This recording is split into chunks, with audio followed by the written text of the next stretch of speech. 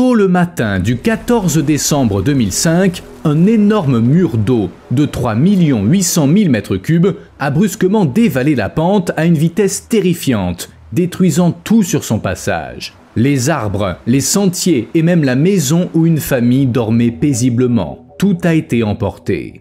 Ça fait presque 20 ans, mais la trace du torrent est encore bien visible. Rien n'a repoussé. Mais le plus intéressant, c'est que toute cette eau n'était pas censée se trouver là. Elle y avait été pompée par des humains dans un but certes louable, stocker de l'eau au sommet pour... Mais chaque chose en son temps. Avant tout, prenons un café.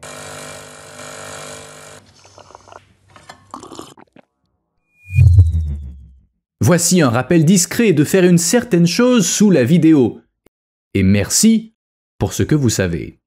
Bon, de quoi s'agit-il? Voici la station de pompage de Tom Sawk dans la région montagneuse de Saint-François dans le Missouri, aux États-Unis. Elle a été construite entre 1960 et 1962 et inaugurée en 1963, c'est donc une installation plutôt récente. Une fois la construction achevée, la station est devenue la plus grande du genre en Amérique du Nord selon plusieurs critères, marquant ainsi une étape importante dans le développement technologique. En d'autres termes, c'était un projet incroyablement avancé et à la pointe du progrès. Les pompes Tom Sawk étaient les plus grandes jamais produites aux États-Unis et la station présentait également une hauteur de chute exceptionnelle et la plus grande capacité de stockage du pays. Elle pouvait redémarrer après une panne totale d'électricité et elle pouvait être exploitée à distance à partir d'autres installations. Certaines de ces installations étaient situées à 200 km de là, mais il était également possible de laisser la station se débrouiller, elle était autonome. Vous imaginez à quel point c'était génial et innovant dans les années 60. Bref, en gros, tout a fonctionné comme prévu jusqu'à ce que l'un des opérateurs de la station fasse une prédiction. Voici le mail qu'il a adressé à ses supérieurs le 27 septembre 2005. Le débordement du réservoir supérieur est inenvisageable. Le barrage serait gravement endommagé et ça provoquerait sa rupture. Si de l'eau continuait à se déverser par-dessus, elle pourrait provoquer l'effondrement d'une section et tout irait de mal en pis. Ce serait grave. Et tout ce qu'il avait annoncé s'est produit. Mais pour comprendre ce qui s'est passé, il faut étudier ce bâtiment, sa construction et le pourquoi de sa création. Commençons par rappeler que la station de Tom Sawk était une centrale hydroélectrique à accumulation. Dans une autre vidéo, j'ai expliqué le fonctionnement de ces centrales, mais au cas où vous l'ayez manqué, je vais revenir rapidement sur ce point. Les stations de pompage sont comme des batteries géantes, elles ne produisent pas leur propre électricité. Au lieu de produire de l'énergie comme une centrale nucléaire ou au charbon, elles la stockent lorsque la demande est faible et la rendent disponible pendant les heures de pointe. La gestion du réseau électrique ne se résume pas à produire un maximum d'électricité, mais à savoir quand la produire. Les centrales au charbon du Missouri où se trouve Tom Sawk pouvaient produire beaucoup, mais elles ne pouvaient pas adapter la production à la demande changeante tout au long de la journée. La nouvelle station en était capable. Le stockage d'énergie s'effectue lorsque l'eau est pompée du réservoir inférieur vers le réservoir supérieur, ce qui bien sûr nécessite de l'électricité. La libération a lieu lorsque l'eau est relâchée du réservoir supérieur vers le réservoir inférieur. Les turbines produisent alors de l'électricité. Il est vrai qu'il faut plus d'énergie pour pomper de l'eau en haut d'une montagne qu'il n'en faut pour la faire descendre. Néanmoins, la station est rentable car le réservoir supérieur est rempli la nuit, ce qui, pour simplifier, revient moins cher que de le faire pendant la journée. Dans l'ensemble, ces batteries sont très rentables, même si elles coûtent un peu d'eau et d'électricité. Et bien sûr, il y en a partout dans le monde. Voici à quoi ressemble la station de pompage de Fengniang en Chine. Voici la station du comté de Bath en Virginie aux États-Unis qui est considérée comme la plus grande batterie du monde. Et en voici encore une autre, également située en Chine. Les trois fonctionnent de la même manière que celle de Tom Sawk dont on parle aujourd'hui, mais elles sont construites de manière différente. Regardez le réservoir supérieur. Il est complètement différent des autres structures car il a été entièrement réalisé par la main de l'homme. En gros, il s'agit d'un barrage en forme de haricot construit au sommet d'une montagne.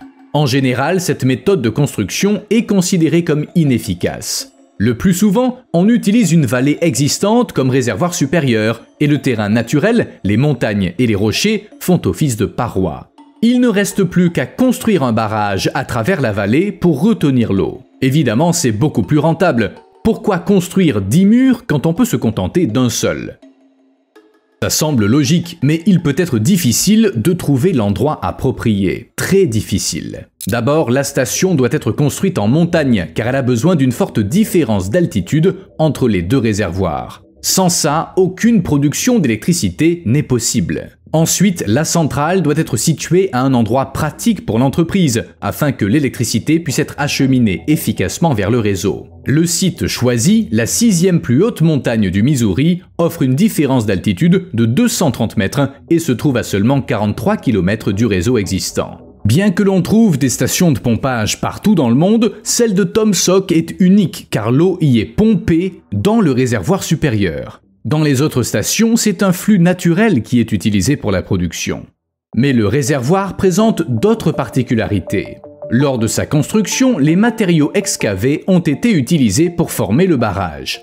En fait, il s'agit simplement d'un long monticule de pierre empilé autour du réservoir. Et aussi étrange que ce soit, une telle digue en pierre fait très bien l'affaire pour un barrage, si on dispose d'une quantité suffisante de matériaux à proximité.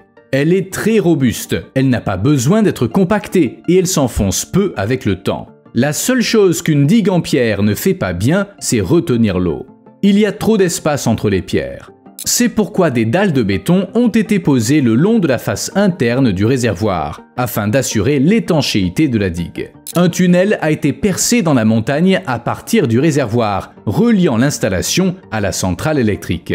L'accès se trouve dans un bassin à 6 mètres au-dessous du fond du réservoir afin d'éviter la formation de tourbillons lors du déversement de l'eau. Comme je l'ai dit, le projet a été conçu pour être géré à distance sans faire appel à des experts locaux. C'était une idée avant-gardiste. Et c'est notamment ça qui a conduit au désastre. Avant le grand débordement, celui dont les effets sont encore visibles aujourd'hui, il y en a eu un plus petit. On pourrait parler d'une version d'essai du désastre. Le 25 septembre 2005, des représentants de l'entreprise ont visité le réservoir supérieur et ils ont remarqué que l'eau débordait d'un côté du barrage. D'après des témoins, ça ressemblait aux chutes du Niagara en miniature. Les opérateurs ont tenté d'arrêter manuellement les pompes et d'ajuster le niveau d'eau pour stopper le débordement. Et, ma foi, ils y sont parvenus. C'est peu après cet incident, 2 jours plus tard, que le mail mentionné au début de la vidéo a été écrit. Lors du petit débordement, les opérateurs sont passés du mode de pompage au mode de production pour évacuer l'eau. Ils ont imputé le problème au vent violent résultant d'un récent ouragan qui aurait causé le débordement. Il y avait du vent, c'est certain. Le 25 septembre, l'ouragan Rita a causé des vagues, provoquant une légère élévation du niveau d'eau du réservoir supérieur, mais en réalité, l'ouragan n'était pas le coupable. Le débordement désastreux qui s'en est suivi avait une autre cause. Au début de son histoire, la station de Tomsock fonctionnait environ 100 jours par an en moyenne, surtout pendant les mois d'été chauds, lorsque la demande diurne et nocturne différait fortement. Puis sont arrivées les années 1990 et la possibilité de vendre de l'électricité à d'autres services publics, et ces 100 jours par an sont devenus 300. Le réservoir supérieur était rempli et vidé, souvent 2 fois par jour, presque tous les jours de l'année. C'est là que les problèmes ont commencé. Des fuites au niveau du fond, des parois et des joints du réservoir sont apparus dès le premier jour, et l'utilisation intensive n'a fait qu'aggraver les choses. On peut voir sur ce graphique que la situation s'est fortement détériorée après 1999. La solution au problème a consisté à revêtir la surface intérieure du réservoir d'une géomembrane. Le graphique le montre également. Une fois la membrane posée, le nombre de fuites a nettement diminué. Seulement, de nouveaux problèmes sont apparus. Comme la conception initiale ne prévoyait pas de système de drainage, le barrage a été équipé de 2 systèmes d'entraînement pour arrêter les pompes en cas de dépassement du niveau d'eau souhaité. En 2004, lors de l'installation de la membrane, les mécanismes d'arrêt ont également été améliorés. Le nouveau système comprenait 3 capteurs de pression dans des tuyaux haute densité fixés au béton pour déclencher l'arrêt en cas de besoin. En fait, les ingénieurs ont installé des capteurs censés surveiller la quantité d'eau dans le réservoir et arrêter les pompes en cas de niveau trop élevé. Mais ces capteurs avaient un problème.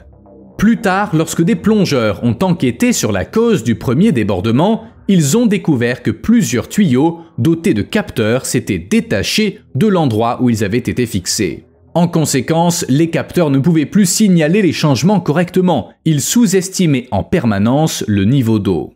Les capteurs étaient censés ressembler à ça pour fonctionner correctement. Et voici ce qu'ont observé les personnes en charge du contrôle. Il fallait régler le problème d'urgence, mais la réparation a dû être reportée. Pour éviter un désastre, des mesures temporaires ont été prises. Spoiler, ça n'a pas suffi. On a pourtant essayé.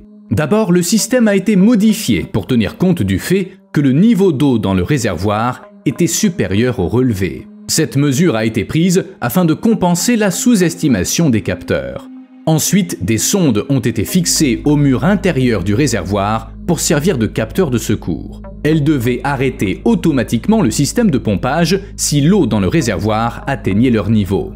Le problème, c'est que l'entreprise était informée des capteurs défectueux, mais elle ne les a pas réparés et elle ne l'a signalé à personne. Pour cette raison d'ailleurs, l'entreprise a été condamnée à une amende de 14 millions d'euros.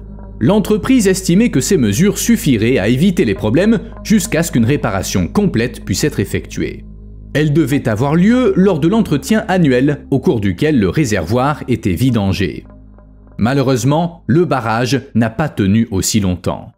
Le matin du 14 décembre 2005, un débordement a eu lieu du côté nord-ouest du réservoir. De l'eau arrivait sans cesse du réservoir inférieur, et lorsque le niveau a atteint un seuil critique, ni les capteurs ni les sondes n'ont arrêté les pompes. L'eau a commencé à déborder du côté nord-ouest du barrage à 5h09. Le débordement était semblable à celui d'un déversoir, et dans un premier temps, il a atteint le mur extérieur d'1 mètre entourant le barrage. Tout s'est passé comme lors de l'incident de septembre, sauf que cette fois, il n'y avait personne pour s'en apercevoir et tout arrêter. Selon certains rapports, le problème s'est d'ailleurs produit au même endroit. Malheureusement, ce beau système automatisé s'est révélé inutile, voire contre-productif. Au fur et à mesure que la quantité d'eau dans le réservoir augmentait, le débordement faisait plus de dégâts, érodant la digue de pierre nue et non protégée. L'érosion continue a fini par provoquer la rupture du barrage. Au fait, il mesurait pas moins de 200 mètres de large. Toute l'eau du réservoir a jailli. Ça a entraîné la rupture de la section triangulaire de la digue et le déversement de 3 800 000 mètres cubes d'eau en seulement 25 minutes. Le torrent a dévalé le mont Profit jusqu'à la rivière Black, atteignant un débit maximal de 7 730 mètres cubes par seconde. Conséquence, près de 114 hectares du parc national de Johnson's Shut-ins ont été anéantis et la maison du gardien a été arrachée à ses fondations. Les dégâts causés par la brèche et l'inondation qui a suivi ont été estimés à 950 millions d'euros. C'est un miracle que personne ne soit mort. Jerry Toops, gardien des parcs de Johnson's Shut-ins et de Tom Sock, ainsi que sa femme et ses 3 enfants, se trouvaient chez eux au moment de l'inondation. Ils ont été blessés et ont souffert du froid, mais ils ont survécu. Ça tient du miracle, car voici ce qui reste de leur maison. Le torrent a dévalé la pente jusqu'au barrage du réservoir inférieur de la station. Ce barrage, conçu pour retenir l'eau transmise du réservoir supérieur, a résisté à la pression.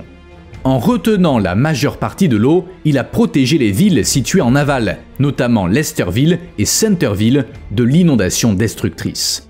Dans ces zones, un ordre d'évacuation volontaire avait été émis, mais il est apparu qu'il n'était pas nécessaire. Aucun dommage n'a été causé. Seuls le parc et la maison du gardien ont été touchés. Une fois tout le monde remis du choc, une enquête a suivi, et cette fois, elle a été vraiment approfondie. Les experts en ont conclu que la catastrophe était due à une mauvaise conception et à des problèmes liés aux instruments.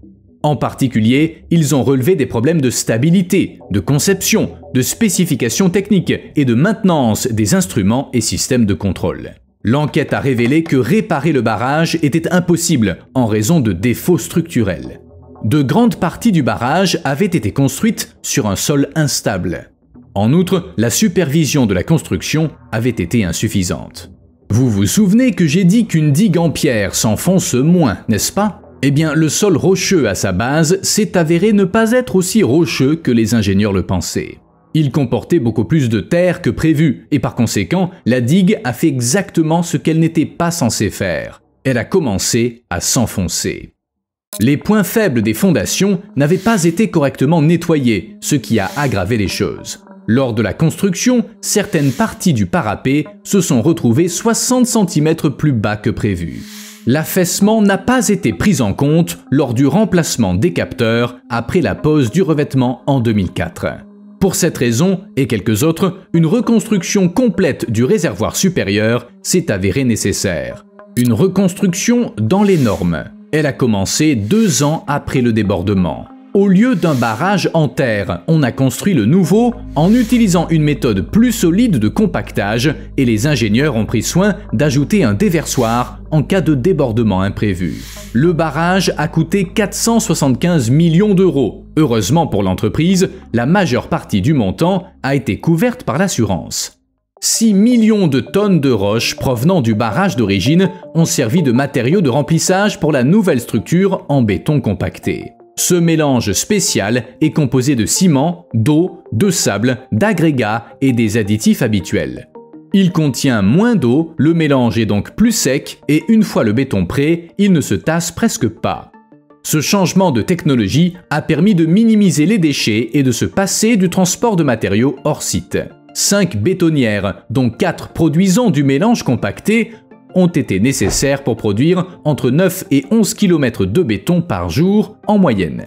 Le 27 février 2010, on a commencé à pomper de l'eau dans le nouveau réservoir et dans un premier temps, les ingénieurs ont étudié le comportement de la nouvelle structure face aux fluctuations du niveau d'eau.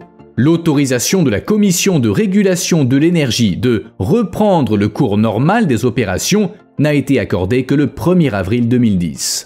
Le 21 avril, la structure a commencé à produire de l'électricité. Le barrage modernisé a été récompensé par un prix d'excellence dans le domaine de la construction décerné par la Société américaine des barrages. Oui, il s'avère qu'il existe une organisation appelée la Société américaine des barrages. Je ne connaissais pas non plus.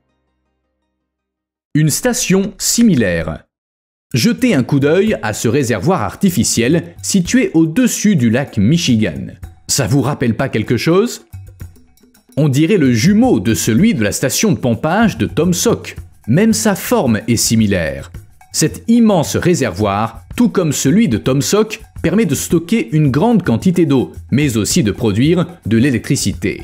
Depuis sa mise en service en 1973, la station de Ludington fonctionne comme une batterie géante et elle est encore active après un demi-siècle. Le réservoir couvre une superficie de 340 hectares pour une longueur de 4 km et une largeur de 1,6 km. Pour protéger les canaux d'entrée et de sortie des vagues et des courants du lac Michigan, 2 digues brise-lames et une barrière ont été construites. D'avril à octobre, s'il n'y a pas de glace, la structure empêche les poissons de pénétrer dans la station. Mais que contient cette station de stockage? La station de Ludington comporte 6 pompes-turbines. Selon Consumers Energy, qui possède une partie de la station, chacune peut faire varier le niveau d'eau dans le réservoir de 30 cm par heure. En période de pointe, l'installation peut alimenter jusqu'à 1,7 million de foyers. La majeure partie de l'électricité du Michigan est produite par des centrales au charbon et des centrales nucléaires, mais la station de pompage joue un autre rôle. Les autres centrales ne peuvent pas stocker l'énergie excédentaire lorsque la demande diminue. Vous vous en doutez, une telle installation n'est pas bon marché. La station de Ludington a coûté 309 millions d'euros au XXe siècle. Avec l'inflation, ça équivaut à 2,5 milliards d'euros aujourd'hui. Oui, c'est une belle somme, mais les avantages de la station, comme d'habitude, font que le coût en vaut la peine. De l'hydroélectricité sans l'eau. L'hydroélectricité est une énergie basée sur l'eau. Ça paraît aller de soi. Avec l'aide de l'eau, une énorme quantité d'énergie est générée, elle s'accumule, blablabla, je ne vous apprends rien. Mais même s'il y a de plus en plus de centrales hydroélectriques, il y a une limite à leur nombre car la plupart des endroits propices sont déjà occupés. Alors que faire? Eh bien, on pourrait remplacer l'eau par autre chose. Il existe beaucoup d'autres liquides, n'est-ce pas? Une société britannique appelée Re-Energize a mis au point une méthode qui permet de contourner les limites des systèmes de stockage hydroélectrique habituels. Il s'agit d'utiliser une solution spéciale 2,5 fois plus dense que l'eau. Cette solution est obtenue en mélangeant de l'eau avec une poudre minérale pour former un liquide lourd et pâteux. Quel est l'avantage par rapport à l'eau? Eh bien, grâce à la densité élevée du liquide, l'efficacité du stockage de l'énergie est comparable à celle des stations classiques, tout en nécessitant 40% de volume en moins.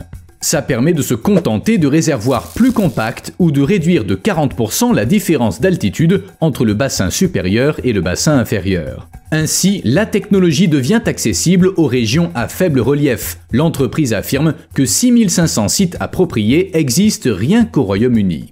Re-Energize affirme également que sa solution est moins chère et plus sûre que le pompage. Il n'y a pas de risque de fuite, comme ce qui s'est passé à Tomsock. Ça permettra de stocker de l'énergie pendant plusieurs heures, jours, semaines, voire mois en fonction des besoins locaux. Selon l'entreprise, son premier projet aura une capacité de 10 MW et dans un délai de 2 ans, l'installation sera intégrée au réseau électrique. La station de pompage la plus élevée. En 2024, la Chine a commencé à construire la plus haute station de pompage du monde. Elle sera située à 4300 mètres d'altitude dans le comté de Daofu, dans la province du Sichuan, et elle sera impressionnante. Elle aura une capacité de 2,1 millions de kilowatts, ce qui lui permettra de produire 2,9 milliards de kilowattheures par an. Ce sera la plus grande station de pompage du Sichuan et elle sera équipée de 6 unités réversibles d'une capacité de 350 000 kW chacune. Il y aura bien sûr des réservoirs. Les plans prévoient des réservoirs supérieurs et inférieurs. Le projet comprend également un système de transport d'eau, une centrale électrique souterraine et un point de distribution au niveau du sol. Avec une différence d'altitude maximale de 760,7 mètres, cette centrale hydroélectrique sera la deuxième en Chine pour la hauteur de chute.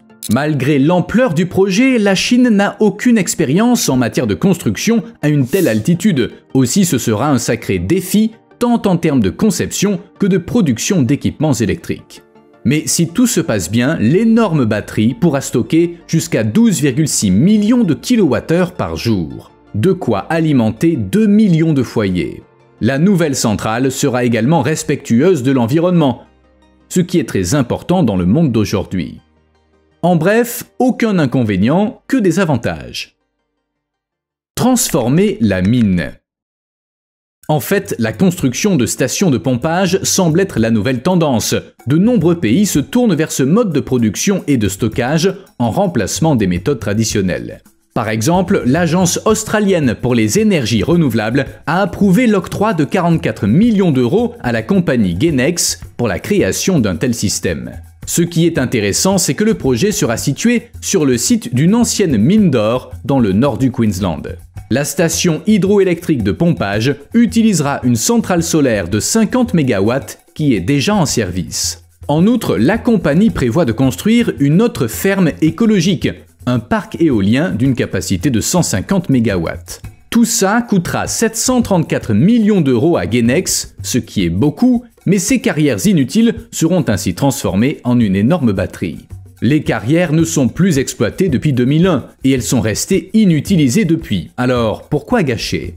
Selon les plans, le système électrique aura une capacité de 250 MW et il permettra de stocker 2000 MWh. De quoi alimenter 143 000 foyers pendant 8 heures. C'est un beau combo écologique, des éoliennes, de l'énergie solaire et de l'eau.